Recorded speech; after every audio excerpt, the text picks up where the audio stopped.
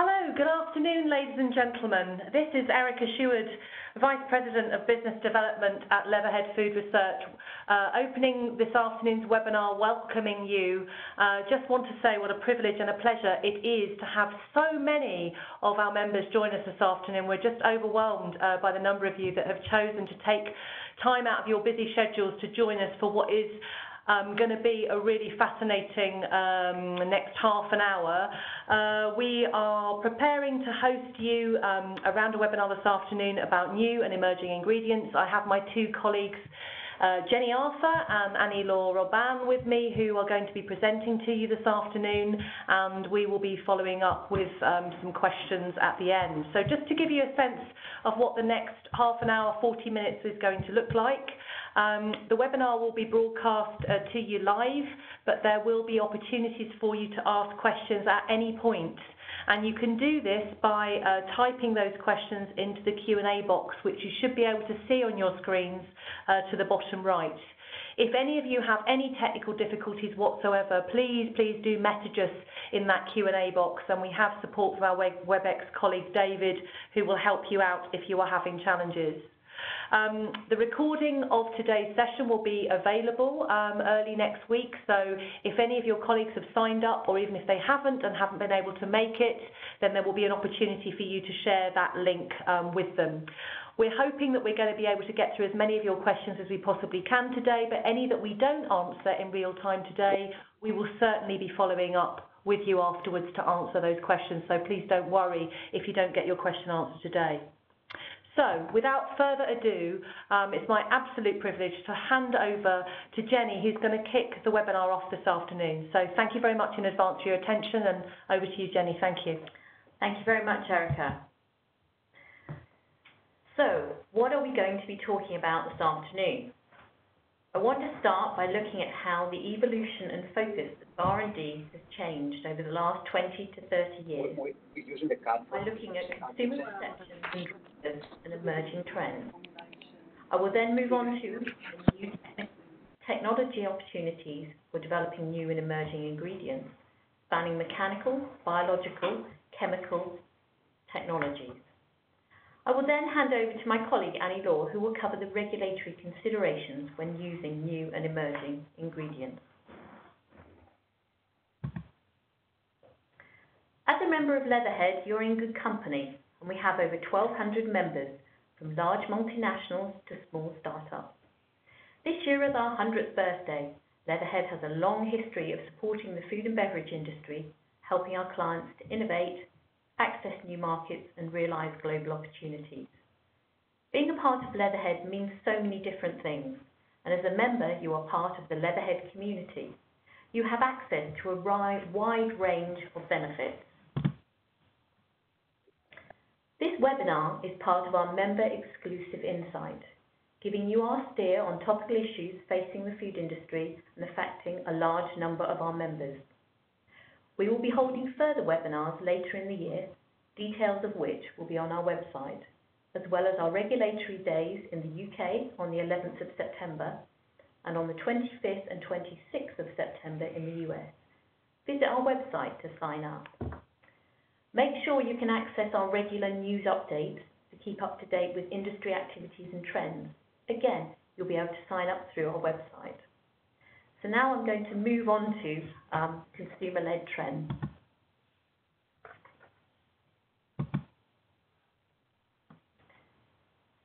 The evolution and focus of R&D has changed over the last 20 to 30 years, from having one business model providing scale and efficiency, focusing on food safety, taste, value, abundance and convenience, to a more personalised approach where natural and clean label, health and well-being and uber convenience are the key considerations, but alongside sustained food safety, taste and value expectations. So in essence, we're taking out what we have been putting into products for the last 20 years or so. In our existing business models, the food industry is set up for mass production, high volume and low cost, with legacy equipment and no local supply chain, making it hard to respond to changing consumer demands. Now looking at the changing consumers, Baby boomers, born between 1946 and 1964, have been driving the scale and efficiency agenda. However, millennials have started to drive a more personalised agenda, and we all know millennials are becoming increasingly important. Not forgetting Generation X, born between 1965 and 1980, have also been changing the agenda. The number of millennials makes up 1/4 of the world's population. They outnumbered the baby boomers 25 years ago to become the largest generation. By 2020, millennials are forecast to account for 35% of the global workforce, with the greatest spending power of all generations, and this is set to rise.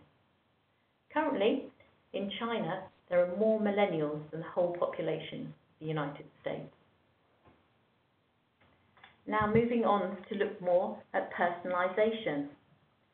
There's been a shift towards more personalised products, focusing on natural and clean, with health and well-being benefits, including free from, for example, dairy and gluten. These products also need to be uber convenient, but also have a social conscience. However, with sustained safety, taste and value expectations. So this is a move away from all the things that have been added into products in the past. So what's driving this? The changing the consumer. We see a consumer hypersensitive to specific issues and specific demonized ingredients, as a result of intense focus from the media and key opinion forms. It's resulting in a consumer desire for natural, unprocessed, locally sourced products and a desire to cut out certain ingredients from their diet. Currently, the focus is on sugar.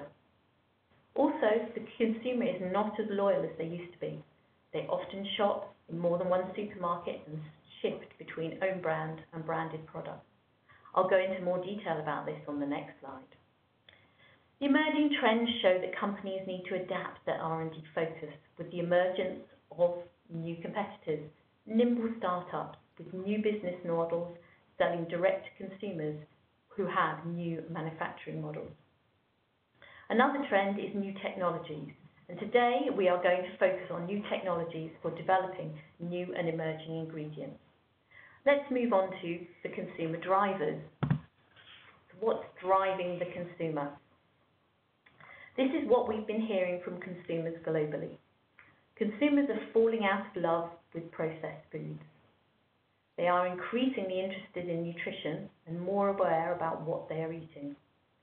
Consumers are also increasingly feeling negative about processed foods and associate them with not natural, containing unwelcome ingredients and have gone through multiple manufacturing processes. They're seen as high fat, salt and sugar with additives and preservatives. Consumers are actively trying to cut down on eating processed foods. There's also a lack of trust. Consumers feel that food companies have not been completely honest with them about the nutritional profile of processed products, which have become everyday foods in their diet and not as healthy as they first thought. Also, a lack of trust amongst consumers. They are unaware of the high sugar content in cereals and ready meals and the fat-free products being marketed as healthy when they contain large amounts of sugar. And consumers do not like sweeteners in products. Trust in food manufacturers has also declined. A Leatherhead consumer survey featured in the member report Serving Up Solutions to a Changing Consumer, which is available on our website, shows that trust levels globally in the food industry are around the 58% mark, rising to 75% in China and dropping to 40% in France. Therefore, new products need to work harder. Consumers are increasingly cynical about processed products and feel they need to be more discerning, and so new ingredients need to work harder to be accepted by consumers. New products will need to be squeaky clean to meet consumer expectations.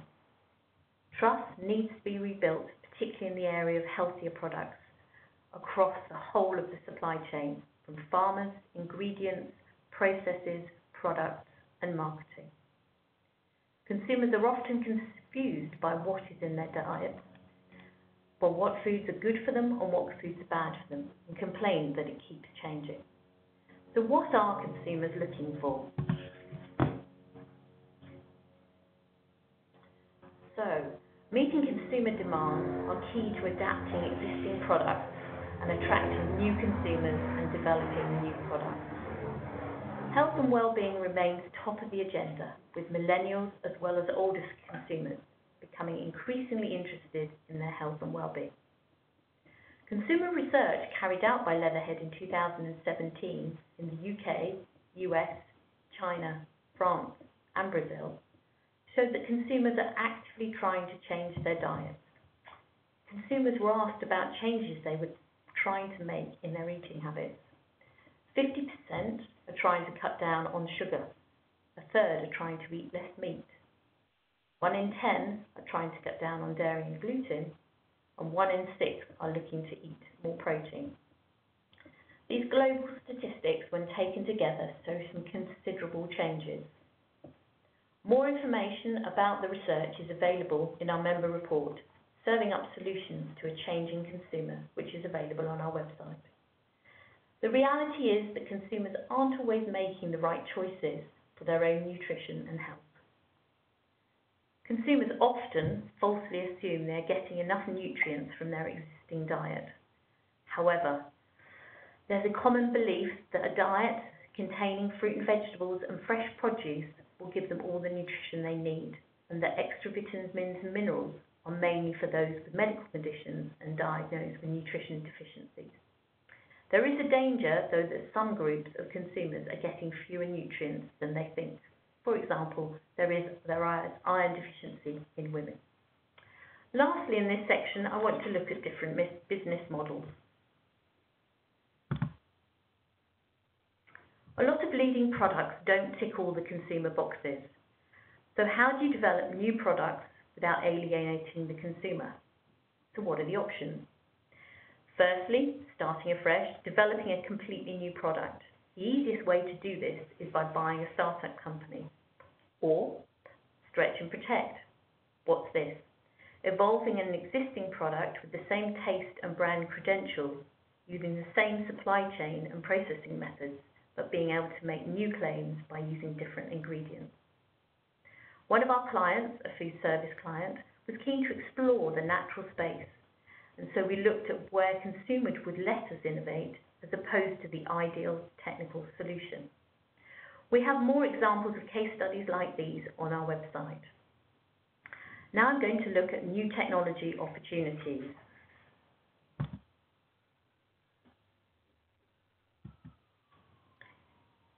In this section, we're going to look at a number of technologies to develop a range of new and emerging ingredients. We've grouped the technologies into 3 areas which will resonate with consumer perception and acceptability. The first one is mechanical, including temperature, pressure and physical breakdown, where physical changes are made to ingredients. Secondly, biological, looking at enzymes and microbial activity. And thirdly, chemical, using a variety of chemicals, including acids and alkalis.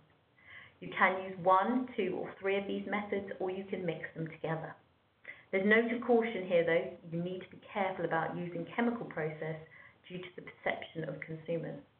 And you also need to communicate with consumers about how products are made so that they fully understand.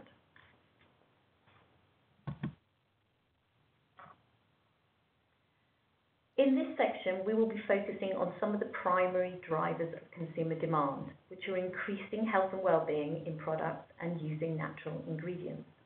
For the sake of time, I'm only going to be going into the first 2 examples, as they are applicable to a wide range of products, and this is where we are hearing the most challenges are.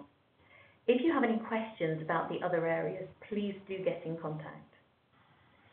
In the development of ingredients, you will need to consider the regulatory framework. For example, are these technologies permitted in the markets where I want to launch my product? With new ingredient technologies, the best place to look is the US. That is where new ingredient technologies will be approved and used first. So let's move on to the first section onto saturated fat reduction. Saturated fat targets are similar in the US and the EU at 20 grams per day, but we're all eating too much saturated fat. And saturated fat is linked with increasing cholesterol levels.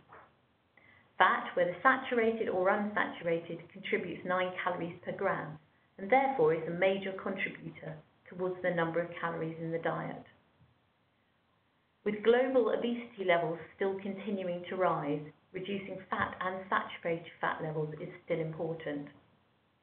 In the UK, the government has launched a calorie reduction programme targeting product categories including pizza and sandwiches, with the aim of reducing calorie levels by 20% by 2024 in 15 savoury categories. Saturated fats, due to their chemical nature, are hard, and fats with a lower saturated fat content tend to be oils, which are difficult to work with, particularly in baking products, for example, owing to their functional properties.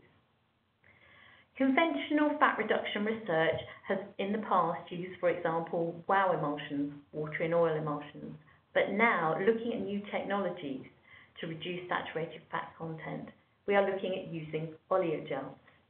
So, what are oleogels? A number of researchers are looking into oleogels, and we've summarised the key findings of some of the research. If you don't know about this, you really need to know about this clever science.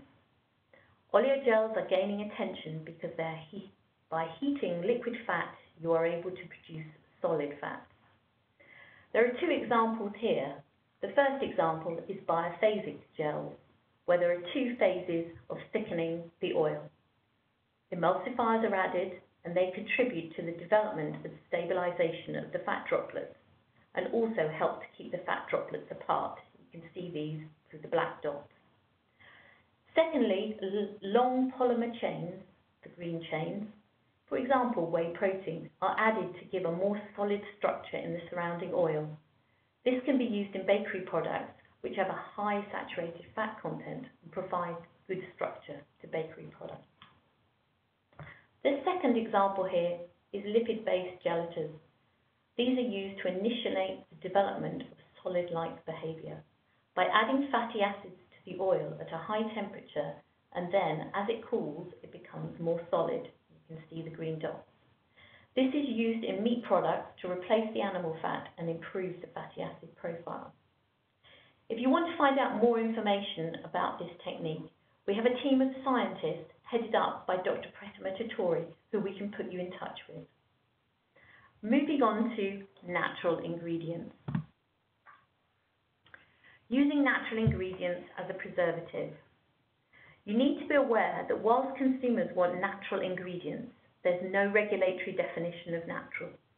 There are guidelines available to indicate whether the ingredient can be natural or not, and this revolves mainly around the processing conditions used to manufacture the ingredient. A lot of research is going on in this area, making products safer, and these ingredients will stop microorganisms from growing and act like a preservative. The example here, using the well-known principle you're already very well aware of mixing 2 lazy ingredients which then become active. It's been shown that coriander oil and cumin seed oil, when mixed together, increase their antibacterial efficacy and therefore inhibit microbial growth. This is the potential as a natural preservative in food products. Other examples that are included in this slide deck include looking at incorporating dietary fibres into products. This is looking at the different ways of polymerising dietary fibres and increasing their solubility. Using proteins in sugar reduction. And finally, using biofortification to increase the nutrient content of products. If you have any questions about these areas, please do get in touch. And now I'm going to hand over to Annie Law, who's going to talk about the regulatory considerations. Thank you very much, Jenny. So what are the challenges and opportunities with managing regulatory consideration when launching a new food product in a given market? The regulatory framework around food products is very complex, as you may all be aware, but it will affect the transfer of this food product from one country to another. But you don't need to worry because we can find a way around through this maze of legislation.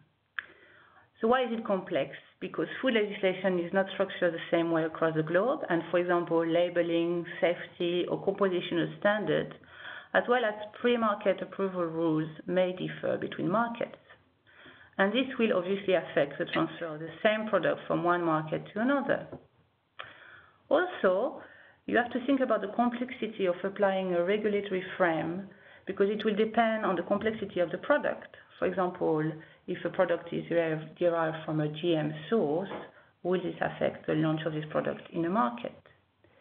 It may also be influenced by upcoming legislative developments in a given market and or at global level. For example, the Codex Alimentarius could work on updating its standard on food additives. So finally, widening the frame and considering the bigger picture can be useful in order to anticipate mid- and long-term impact on new product launch.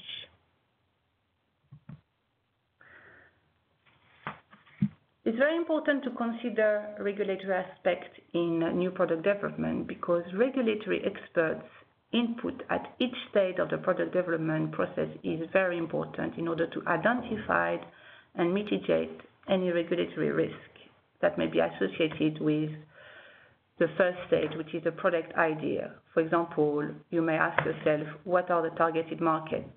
Have they got halal or kosher requirements? During the product development stage, you may ask yourself, is the ingredient requiring a pre-market approval like a novel food product?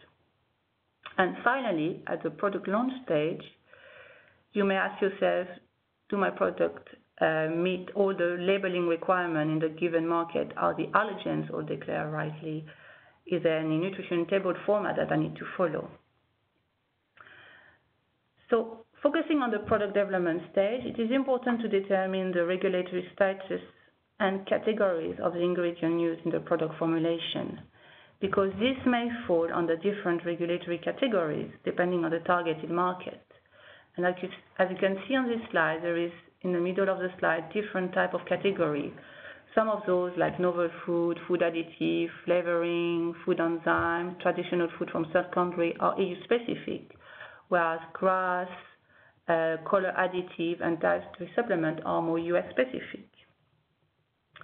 So market-specific advice is therefore key for new product development, and regulatory experts help navigate through the legal maze and help understanding the relevant regulatory processes at country level. So what works in one market may not work in another, and therefore the subtlety of ingredients or additive classification can impact on key aspects of new product development that are laid down here: the launch timelines, the product categorization, the communication to consumers, and finally the market permissibility, all requiring consumer, regulatory, and scientific expertise. So to put that in the context of creating and commercializing new food products, let's look at the registration framework in different markets. I'm now going to compare the system in place in 4 different markets, the US and Europe on this slide, and the next slide we cover China and Brazil. So if I start with the US market, if you look at the substance for new food use, they will need pre-market safety assessment, and there's 2 routes for that. The first one will be through a food additive petition, and that is based on the fact that the new substance have got proprietary data and will need to be listed in federal US law once it's approved. However, if the data on the new substance are publicly available, then this new substance could be just notified through GRAS, as long as the data are demonstrating the safety of the product. And GRAS substance has the advantage not to need to be listed in federal law. Now, if we look in comparison at the EU system, a new ingredient with technological function will be considered a food improvement agent, whereas an ingredient with nutritional function will be more considered as a novel food. And again, there's two pathways to authorize those type of ingredients in Europe. One through the additive type of assessment process, and the other one, the novel food, so say pre-market safety assessment process. What's happening in China is very similar to the European Union. They have also categorized new ingredients in two categories, which are novel food and food additives. So very similar to Europe, but the final approval will be given by the Chinese Food Authority. In Brazil, they also have a pre-market approval system for new ingredients, like in the EU and like in China. But in Brazil, the procedure to follow for food additive will include flavoring and processing aids. And food enzymes have to follow a separate pre-market approval process compared to food additive, processing aid, or novel food. Now I'm going to focus back on the European novel food categorization system. I used to work for the UK Food Standard Agency Novel Food Unit in England, London, and that shows me that there's a lot of complexity around novel food, especially building a novel food dossier and through the pre-market safety assessment. And what's very interesting in Europe is they have sub-categorized novel food in 10 different categories, which are listed here. So that could be covered by things derived from cloned animal or from plant, engineered nanomaterial, or even things that are used in food supplement that may need to be used in food. So 10 different novel food categories, which offer great opportunity in terms of new product development. And again, here on this slide, I gave you some example of European considered novel food. So the first one you can see is isomaltulose, which is a new molecular structure, a type of isomer of sucrose which has the same calorific value but has the advantage of providing less energy over time. So that means that you can reduce the sweetness of the product, provide more energy in a longer time. Another example I want to highlight is chia seed on the right-hand side of your slide, which is a very traditional food in South America, but not so much in Europe, so therefore requiring pre-market safety approval. This is now can be used widely by European consumers in bread products, breakfast cereal, fruit juice-based drink, and so on. And it's a good source of omega-3 fatty acid. And the last example I want to highlight is the conjugated linoleic acid, which has been used widely in Europe in food supplement for many years, but a company decided to want to be using it in food products, and that required novel food approval. So now, if you compare the timelines of getting an approval between Europe and the US, it's very different. And this table really shows you 5 different new ingredients which were approved in both the US and Europe. So those ingredients were approved via the GRAS system in the US and through the novel food system in Europe. And you can see on the right-hand side, highlighting in yellow, the timeline for the US seems quite quick, 6 to 8 months, whereas in Europe it's starting from 10 to 4.5 months, 4.5 years. And as you can see, this is a big difference. So on average, it takes 3.5 years for novel food to be approved in the EU compared to the US. So why some applications have taken so long? If you look at the last one, which took 4.5 years, the diacylglycerol oil from ADM compared to 6 months in the US, the reason for that is the safety assessment in Europe is based on precautionary principle. And there was lots of discussion and concern around the safety of this product, especially looking at its trans fat content. So although the initial opinion on this oil was positive from the Dutch authority, when it went around member states, so the 27 remaining member states, they had a lot of concern, and the dossier unfortunately had to be considered then by EFSA. So 2 years down the line after submitting the dossier, EFSA finally got an opinion out in 2004, saying that ADM should look at the trans fat level in their product, which they did, and it took another 2 years before getting this product approved in Europe. So overall, the US will be therefore a testing market for innovative ingredients before they are introduced to the European Union. Now, if we look back on Europe, what is the track record for the success rate of approval? So this chart shows you all the approved, pending, withdrawn, and refused novel food applications since 1997, when the novel food legislation came into place. And as you can see from this chart, over almost 60% of the submitted dossiers have been approved, which is quite a high success rate, whereas around 25% are still pending, ongoing assessment, and the rest, the 15%, have been either withdrawn or refused. This chart shows you some example of the type of European novel food which have been approved in Europe. And as you can see, this offers great opportunities for accessing the European market with innovative ingredients, especially delivering against consumer needs that Jenny highlighted earlier. If I take the four first categories, so oil, botanical extract, saccharide, and exotic food, you can see for the oil, for example, that the consumer demand for vegan alternative to fish oil is answered by, for example, getting more algal oil as novel food on the European market. If we look at botanical extract, you get some things like low-fat cocoa extract or new type of fiber from sugarcane, which can answer the demand for low-fat alternative or increasing the fiber in your diet.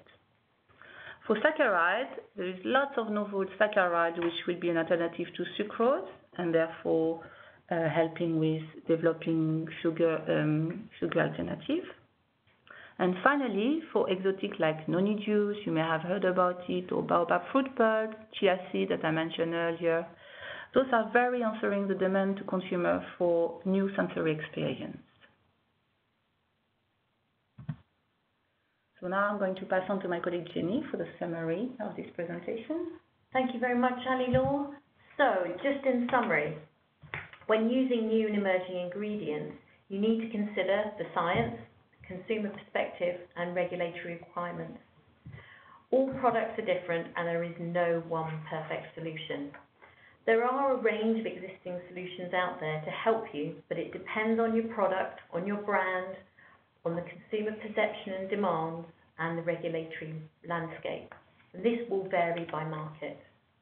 And you also need to remember that success in one market does not necessarily mean success in other markets. That concludes our webinar for today.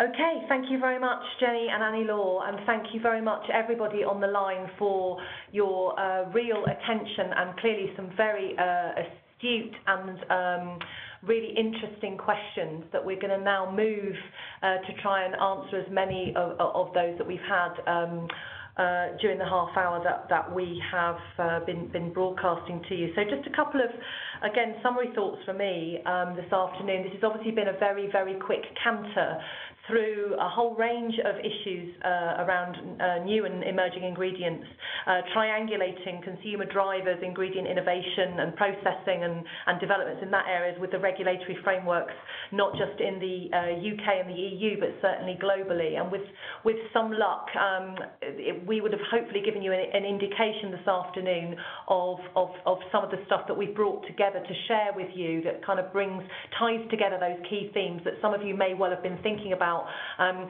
in your teams, but also in isolation, and recognising where some of the challenges that you're facing are coming from. So in line with that, we've had some really interesting questions. The first one, Jenny, if I can just pose for you. I have a dairy product and I am introducing a new ingredient, and I'm not sure that it is the right one and whether the ingredient is novel or not. Please, can you tell me what I should do? Okay, thank you, Erica. An interesting question. Well, let me think about this. Each product is different, and you need to consider the mixture of consumer expectations, what's important to your consumer in terms of the sensory aspects and the functionality, but also you need to look at the science that can deliver against this, and also in conjunction consider the regulatory requirements, so which ingredients are permitted in which products and in which markets. Is it novel or not? The novel food definition, as Annie-Laure talked about, remains unchanged and essentially refers to all ingredients with no significant human history of consumption in the EU before the 15th of May 1997. So I hope that helps to answer that question. You know, in essence, every product is different, but consider the science, your individual consumer demands and the regulatory implications. Okay, so hopefully whoever it is that posed that question, that's a good enough answer for you. If it isn't, please let us know, and we will be very happy to illuminate the answer to that one a bit further. So I have another one here, which is basically about the nutritionals and the variants of the nutritionals when using oleogels. And I think this, if I may answer this one, I'm looking at my very clever science colleague here, and suggest that using healthy liquid fats, which have low saturated fat content, so the oleogel version, so that the overall saturated fat content of the product will then you know, be lower by virtue of the fact that the liquid fat, the oleogel-based liquid fat, is lower in saturated fat. So that will impact on the nutritionals, and I think the question is about what impact will it have. So it will obviously lower the saturated fat content. If that question is about what does that mean from a regs point of view and how that is represented in nutritional information on the pack, then that is a separate question that we would be happy to explore. But I think the question was overall about the saturated fat. Okay, so we have another question here. So, Jenny, you talked about changing consumer demands and its influence on product development, which we know is a key theme. We're hearing that literally every single day, aren't we, from people saying, consumers want this, how do I respond to that? I'm looking at new product development, where do I need to make an intervention? How do I know, is the question here, what is relevant for my product? So much white noise. You know, which bits do I need to think about? Which are the bits that are really important? Okay, thank you for that question, Erica. It's important to understand the broader consumer trends which are happening and consider your product in the context of that broader environment. So, for example, you know, there's currently a focus on palm oil, and what does that mean for your product, or the focus on plastics?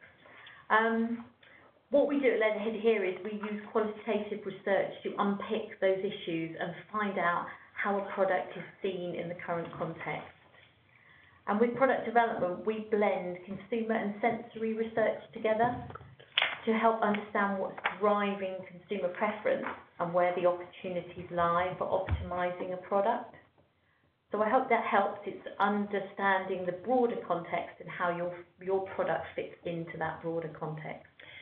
Yeah, so again, if you wanted to expand on an answer with that, if somebody could let us know what the specificity of that particular request was, give us some context, then we could maybe be more specific with the frameworks and the influences. Okay, so we have another question here. I think this one's for you, Annie-Laure. Do you have an overview of the countries that have a novel food regulation? And she's nodding robustly at me, so I think the answer is going to be yes, but... Yes, we are a team of different regulatory experts in Leatherhead. We are covering, you know, globally regulatory information. And this is a question that we get quite often, to be honest. What are the novel food regulations? Who's got novel food regulations? So we have this information in-house. So if you're interested to get a report or a summary or a table summarizing who and have what, we're very happy to do this for you. And please contact us through legislation@leatherheadfood.com, and we will be able to discuss this with you in further detail. Okay. Now I have a question here from a member. Again, I think this is probably one that I can answer. Who do I need to speak to at Leatherhead about a novel foods inquiry? Is the first part of the question. And can I use helpline time, your membership helpline time? So the very simple answer to both parts of that question are, if you have a novel foods inquiry that's specific in terms of novel foods, the novel food services that we provide, you can absolutely use helpline time to answer that inquiry, so please feel free. And for a generic email address for contact, you can use mine, which is Erica, ERICA, .Sheward, SHEWARD, @sciencegroup.com, because I'm leading all the sales inquiries around novel foods, but clearly not an expert, as you can probably gather. Okay, so I think we've probably got time for one more. Have we got anything that's really of interest to answer? Okay, yep, we've got one here. What improvements in the new 2018 EU Novel Food Pre-Market Assessment regulatory process is brought? What were the improvements that came about as a consequence of the changes to that assessment process that Annie-Laure talked about, and how long does it take? So again, one for you, Annie-Laure, there, I think. Thanks, Erica. So yeah, the novel food legislation has changed just recently in 2018, and it's now a simpler process. If some of you may be aware that the previous process was very lengthy, as I mentioned during the presentation, it could take up to 4 years to get a product approved. Now the Commission has looked at simplifying, make it faster, and centralizing the procedures. So now it should take, in the best case scenario, a year and a half to get a novel food approved in Europe. And that will contribute to reduce the timelines and duplication of effort between local authority, EFSA, the Commission, as well as promoting innovation, because the new process in novel food also allows for companies to apply for data protection, which will give them access to the European market for 5 years, and no competitor can copy them. Okay, brilliant. Thank you very much. Right, well, I think that's probably all we've got time for this afternoon. We have a couple more, I believe, that are still to be answered, and we will follow up directly with those members that have been good enough to pose those questions, and make sure you get the answers that you have asked for. So I think that all that's left for me to do this afternoon is just thank you all of you who have taken the time to join us this afternoon. Hopefully you've enjoyed sharing 45 minutes of your very precious time with us. We're always delighted to have your feedback. We would love for you to tell us what you enjoyed about this afternoon, and perhaps even more importantly, what you didn't perhaps enjoy so much. And we would be really grateful if you could fill in the survey that you will be emailed following the event to help us improve our webinars for the future, and help us inform the subjects and the areas of focus for us in terms of this sort of suite of webinars that we do. Just as something, again, that's something on our radar for our members while we have the opportunity to engage with you all, we are sponsoring, we are a gold sponsor of the Future Food Tech event in October this year. We are going to be front and centre of positioning ourselves around novel and new foods, ingredients, processes, technologies.